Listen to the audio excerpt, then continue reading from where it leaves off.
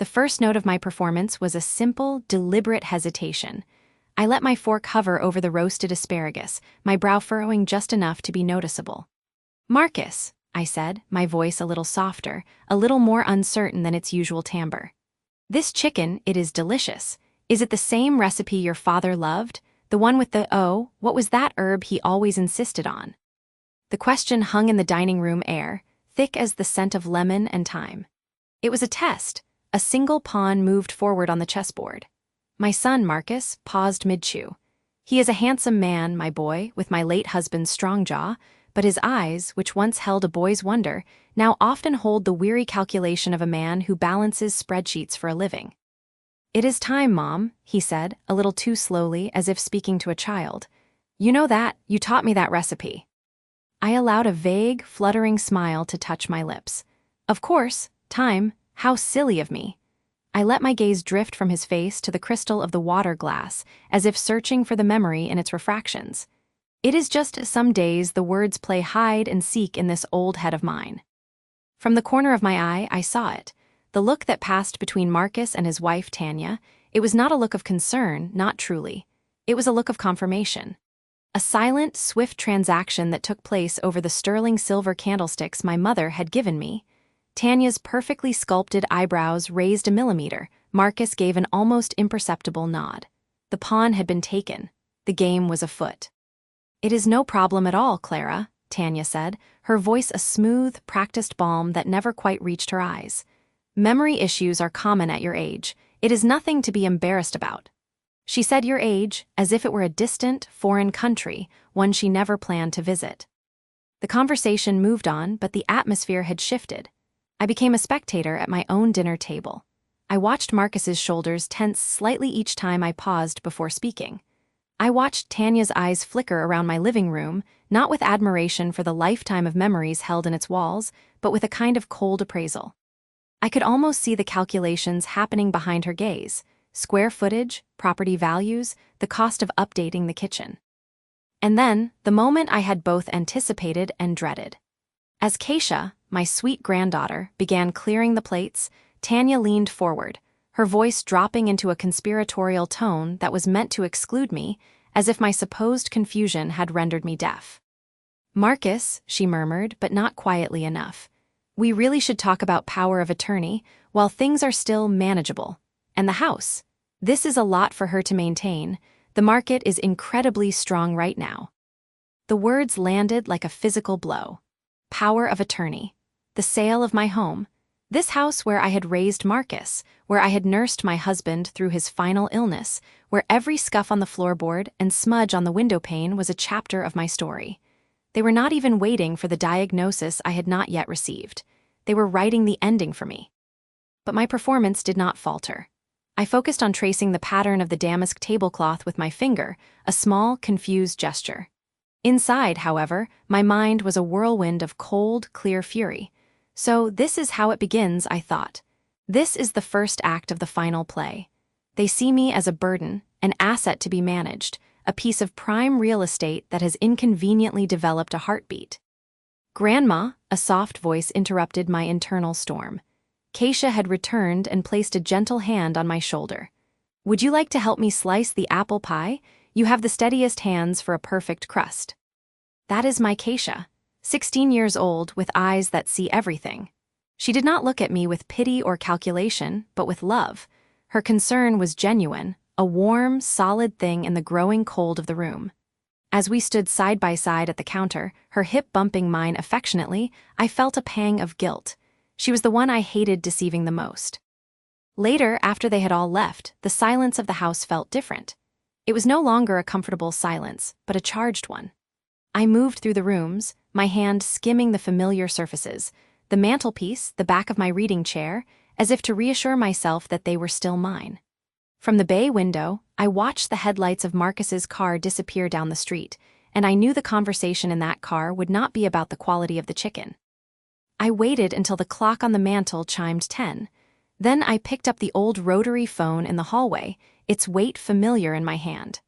I dialed the number I have known by heart for 60 years. "Robert," I said when the line clicked open. There was no need for pleasantries. My brother's gruff voice rumbled back. Clara, it is late, is everything all right? No, Robert, I said, my voice dropping its fragile facade. Everything is not all right. They have started. Marcus and Tanya. They are talking about power of attorney and selling the house. Over apple pie, Robert. There was a long silence on the other end. I could picture him in his tidy apartment, surrounded by his model ships, frowning at the receiver. Clara, this scheme of yours, are you certain it is wise? Playing at being senile? It is a dangerous game. It is not a game, I insisted, my voice sharp. It is an audition. I need to know their hearts, Robert, truly know them, before I am gone, before I decide what happens to everything. I gestured vaguely at the house around me, though he could not see it. I will not have my life's work handed over to vultures. What would you do if this happened to you? If your family started circling before you were even cold? He sighed, a sound like wind through dry leaves. I do not like it. It feels like a betrayal. Their whispers over my dinner table are the betrayal, I countered, my voice trembling with the emotion I did not have to fake. I am not asking for your approval, Robert. I am asking for your help. I need a witness. Someone who sees what I see. Someone to document it all. Document it, Clara, for God's sake, what for? I do not know yet, I admitted, my gaze falling on a portrait of my husband. But I need a record, a true record of who they are when they think I am fading. Will you help me? Will you come to dinner next Sunday and just watch? The pause was so long I thought he might have hung up. Finally, he spoke, his voice heavy with reluctance. I will come, I will watch, but I do not have to like it. Thank you, Robert. The relief was palpable. I had an ally, however reluctant. We spoke for a few more minutes, and after I hung up, I felt a strange sense of calm. The decision was made. The path was set. I walked to the French doors that lead to the garden and looked out at the moonlight silvering the rose bushes I had planted 40 years ago. This was my kingdom, my legacy, and I would be damned if I would let them take it from me without a fight. But as I turned away from the window, my foot caught on the edge of the Persian rug. It was a small thing, a momentary stumble, but my heart hammered in my chest. I reached out a hand to steady myself on the doorframe, my knuckles white. The fear was not part of the act. It was a cold, sharp truth. The body I relied on for this performance was, after all, 78 years old. What if, in pretending to be frail, I discovered I actually was? What if the line between my deception and my reality began to blur? The thought sent a genuine chill through me, a tremor that had nothing to do with the character I was playing and everything to do with the woman I truly was. The stage was set, but I was no longer sure I was the only playwright. The afternoon sun, thick and heavy as honey, poured through the bay window, warming the floral pattern of the armchair I was pretending to sleep in. I had perfected the art of this particular performance over the past few weeks. The slow, even breathing, the slight part of the lips, the gentle droop of the head against the wingback. To them, I was just a piece of furniture, a silent, senile old woman dozing in a sunbeam. It is a strange power, this invisibility. It allows you to see the truth of people, the masks they do not bother to wear when they think no one is looking.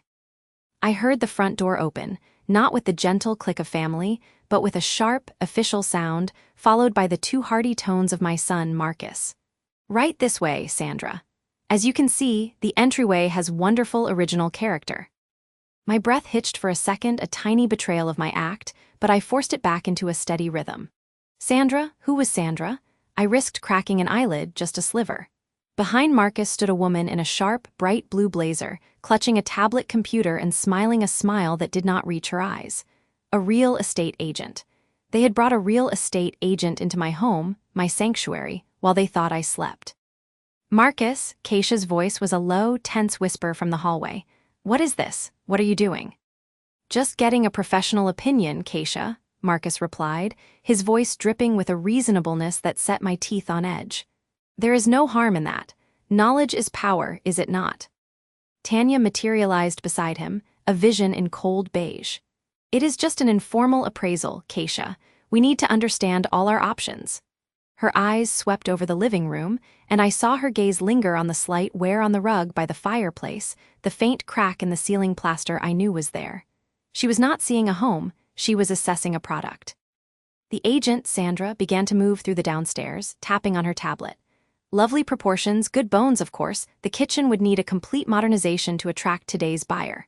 Her voice was a clinical monotone, dissecting my life, my history, as if it were a specimen on a slab. She paused by the mantelpiece, covered in framed photographs. Me and Arthur on our wedding day. Marcus graduating from college. Keisha as a little girl, grinning with a missing front tooth. She did not even glance at them. I felt a scream building in my chest, a primal thing that I had to swallow down. This was my house. Arthur had painted this room himself, a terrible shade of avocado green that we had laughed about for weeks afterward. Keisha had taken her first steps on this very rug, and these strangers were treating it like a carcass to be picked over. They moved into the dining room, their voices muffled but their intentions clear. I could hear the low murmur of numbers, the words square footage and potential.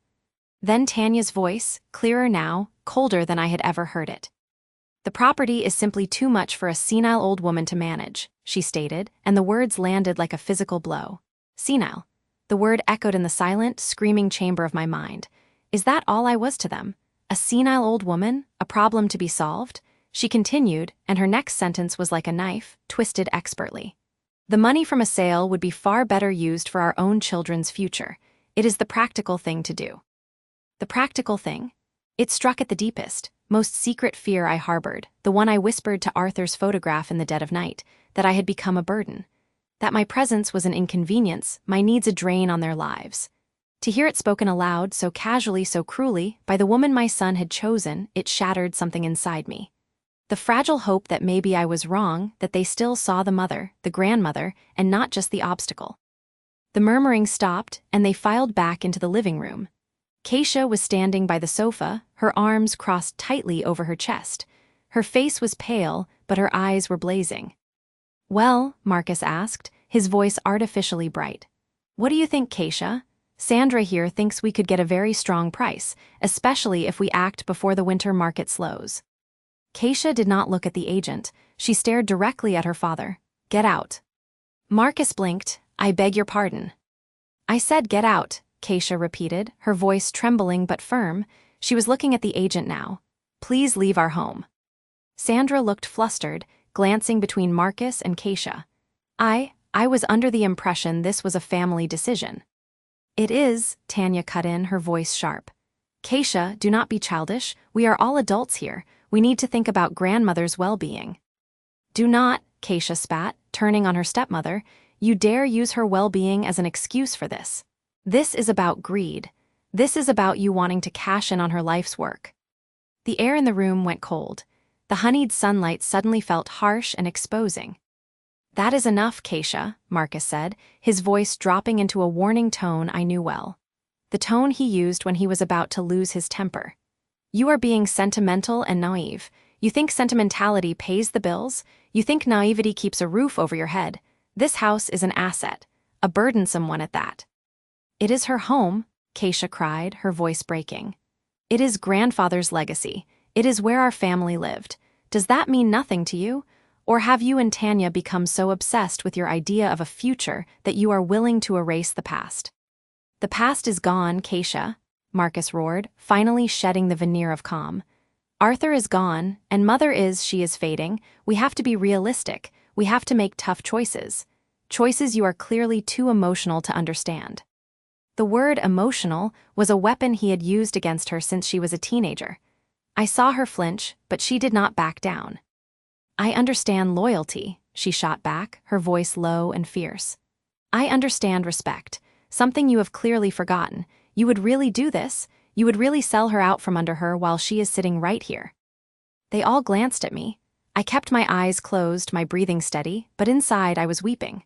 My son, my own son, the little boy who used to build pillow forts in this very room, who clung to my hand when he was scared. Now he saw me as a fading asset, but Keisha, my brave, beautiful Keisha, she was a lioness defending her cub. "She would be better off in a managed facility," Tanya said coldly, "with professionals, not relying on the sporadic care of a granddaughter who has her own life to lead." "I would never abandon her," Keisha whispered, and the raw honesty in her voice was more powerful than any shout. "I would never make her feel like a burden." The rift was there now, clear and deep as a canyon, right down the center of my family. On one side, my son and his wife, with their cold practicality and colder hearts. On the other, my granddaughter, with a fire of love and loyalty that warmed the icy fear in my own soul. Marcus let out a long, exasperated sigh. "We are not discussing this further right now. Sandra, thank you for your time. We will be in touch." I heard the agent's hurried footsteps, the click of the door, and then a heavy silence filled the room. "This is not over, Keisha," Marcus said, his voice quiet and dangerous. "You cannot stop progress." "Watch me," she replied, and I heard the defiance ringing in her words. I listened as their footsteps retreated upstairs, the tension lingering like a bad smell. After a few minutes, I felt a gentle hand on my shoulder. "Grandmother," Keisha's voice was soft, close to my ear. "Are you awake? Can I get you some tea?" I kept up the act, not ready to reveal myself yet. The weight of what I had heard was too heavy. She sighed softly, a sound of pure exhaustion, and I felt her press a kiss to my forehead before she walked away. And I was left alone in the quiet room, the mask of sleep still firmly in place, but a new mask was already forming in my mind. A mask of strength, of cunning. They thought I was senile and helpless. They thought I was a burden. But as I lay there, the seed of a plan, cold and hard, began to take root in my heartbroken soul. They had shown their hand. And now, it was time to think about showing mine. What would you do if you heard your own family discussing your life as if it were already over?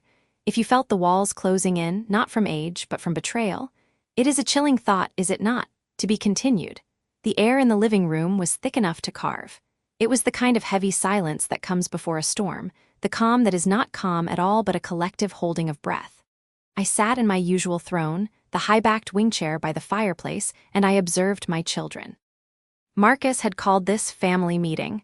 His voice on the phone clipped and efficient, the same tone he used to schedule a board meeting. He thought I did not notice these things. He was wrong. He paced now, a caged panther in a crisp business shirt, his shoes making soft thuds on the worn Persian rug. Tanya was perched on the edge of the sofa, already defensive, her posture a fortress. And Keisha, my sweet Keisha, sat quietly in the corner, her hands folded in her lap, a silent witness to the dismantling of our family. She was the only one who looked at me, really looked at me, and I saw the worry in her eyes. She thought this gathering would break me.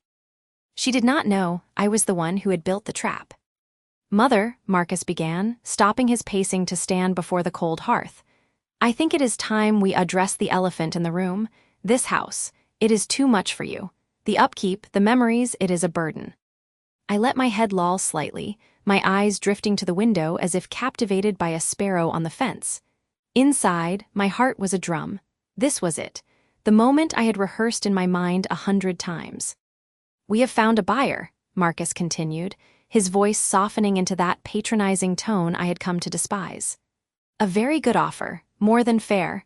We can use the money to place you in a wonderful facility, Mother, one with round-the-clock care. You will be comfortable. You will be safe." Tanya chimed in, her voice sharp. "It is for the best, Clara. You cannot possibly manage these stairs much longer. We are thinking of your well-being." My well-being? The words tasted like ash. They were not thinking of my well-being, they were thinking of their inheritance, liquidated and divided. They saw this house not as a home, but as an asset. They saw me not as a mother, but as a liability. Marcus pulled a folder from his briefcase. "I have the papers here, we just need your signature. I have already spoken with the lawyer. It is a simple formality." He approached me, holding out a pen. That was the final gesture, the ultimate reduction of my life to a dotted line. I looked at the pen, then at his face, the face of the little boy I had taught to ride a bicycle, the young man I had cheered at his graduation. And I saw none of that boy in the man who stood before me now. I saw a stranger. I lifted my gaze from the pen and met his eyes, and I let the veil drop. "No, Marcus," I said. My voice did not quaver. It did not scratch. It was clear, firm, and carried the full weight of my 78 years. It was my voice. "I will not be signing your papers." The effect was instantaneous. Marcus froze, the pen hovering in midair. His face went pale, the blood draining away as if someone had pulled a plug. Tanya gasped, her hand flying to her mouth. Keisha leaned forward, her eyes wide, but I saw a flicker of something else there. Was it understanding? "Mother," Marcus whispered, the word a choked plea. You can." "I can speak," I finished for him, slowly, deliberately, straightening my spine in the chair. The frail old woman vanished. Yes, Marcus, I can. I have been able to for quite some time. In fact, I have been perfectly lucid throughout this entire transaction. Tanya found her voice first, shrill and accusing. What is this? Some kind of game? What are you doing? I am doing what I should have done the moment I realized my own children were measuring my life in square footage, I said, my voice cold. I reached into the pocket of my cardigan and pulled out my phone. I held it up. The screen was dark, but to them, it must have looked like a weapon. I have been recording you, for weeks, your conversations about the burden I have become, your plans to sell my home out from under me, your dismissals of Keisha's care. It is all here. The silence that followed was absolute. It was the sound of a world shattering. Marcus stared at the phone as if it were a venomous snake. His face crumpled, not with anger, but with a dawning, horrifying comprehension. The shame washed over him in a visible wave. He stumbled back, collapsing into an armchair as if his legs could no longer hold him. You recorded us, he breathed, his voice thick with disbelief and guilt. I needed to hear it for myself, I said, and for the first time, a crack of genuine pain showed in my voice. I needed to know if the son I raised, the man I loved more than life itself, truly saw me as a line item on a balance sheet, and you confirmed my worst fears. Tanya shot to her feet, her anger a shield against the truth. This is insane. You set a trap for your own family. You are sick, Clara. This is not normal. What is not normal, Tanya? I said, my eyes locking with hers, is plotting to sell your mother's home while pretending to sip tea with her. What is not normal is seeing a parent's vulnerability as an opportunity for profit. She stared at me, her mouth opening and closing, but no sound came out. The defensive fury in her eyes could not withstand the cold, hard truth of my gaze. With a strangled cry, she snatched her purse from the sofa. I will not listen to this. You are a manipulative old woman. She stormed out of the room, and a moment later, the front door slammed shut, the sound echoing through the house like a gunshot. And then it was just the three of us.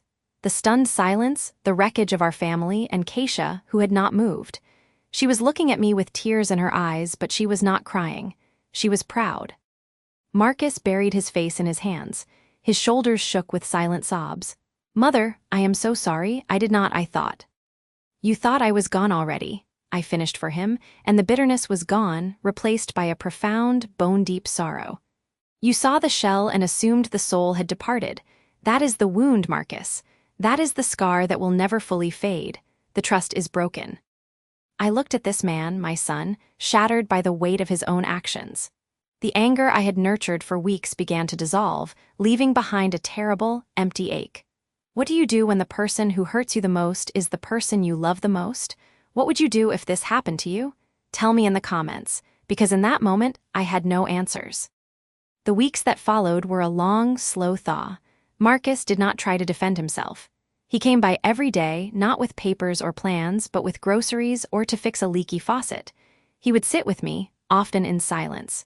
The words were too heavy, the chasm between us too wide for small talk. We were two ghosts haunting the same memory-filled house. I spent many hours in my garden, my hands in the soil, my mind sifting through the past. I thought about love, conditional and unconditional. I thought about reward and punishment, and I knew what I had to do. I visited my lawyer, I rewrote my will. The house, the savings, the few treasures I had left, I left the bulk of it all to Keisha. It was not an act of spite against Marcus and Tanya. It was a reward. A testament to the fact that love, true love, should be the only currency that matters. She had loved me without agenda, cared for me without expectation. That was worth more than any house. One afternoon, Marcus found me deadheading the roses. He stood for a moment, watching me. I do not deserve your forgiveness, Mother, he said softly. I looked up, the sun warm on my face. Forgiveness is not about deserving, Marcus. It is about letting go of the poison. I forgive you. The relief on his face was so raw it was painful to see, but I was not finished. I forgive you, I repeated. But that does not mean things can go back to the way they were. We can build something new, something quieter, perhaps, but we can never go back. Some wounds leave scars. They change the landscape of a relationship forever. He nodded, accepting this. It was a start, a fragile, painful piece. We had found a new footing, a sadder, more honest one. As he turned to go back inside, I called out to him, "Marcus." He stopped. "The house will go to Keisha. I want you to hear it from me." He did not look surprised. He simply nodded again, a slow, weary acceptance of a consequence he knew was just. "She is a good woman. She will care for it." And as I watched him walk away, my son, now a man I was only just beginning to know, I felt the weight of the future. The legal battles with Tanya were a storm on the horizon I knew I would have to face. But for now, there was only this fragile peace, and the unsettling knowledge that even when you win, you can still lose so much. The hardest part was yet to come.